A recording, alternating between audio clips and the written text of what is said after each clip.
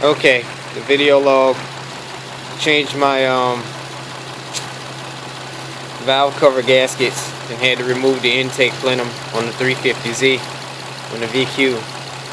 Apparently, if you have any vacuum leaks in the plenum, it will wreak fucking havoc on the engine.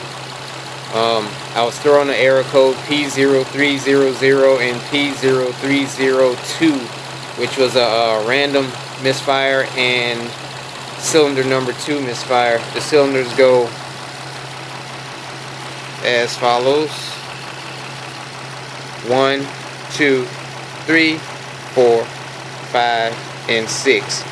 So cylinder number 2 was the one that was misfiring, but the leak, as you can see, is here.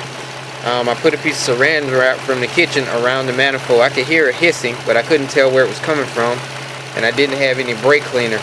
So what I decided to do was, I decided to see if sealing this little small hiss that I found with some saran wrap from the kitchen would actually solve my issue.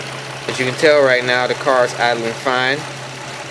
Idling like it's brand new. It has brand new plugs in it.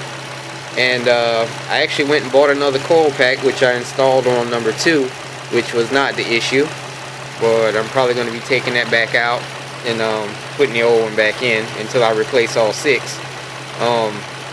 But I'm going to remove this really quickly and let you hear how the engine changes.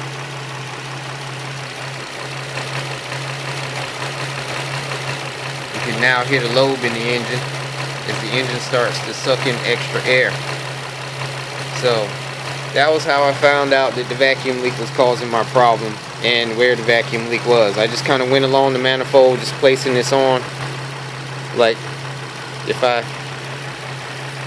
put my hand here, you can hear the engine start to misfire. It's revving up right along the seam. This little seam here. This is where it's leaking. Thanks Velcro for that crappy seal, and I'm glad I did save the factory seal, which I have over there, so I'm going to put back in for today until I get one from Nissan. Alright, that's it. Bye.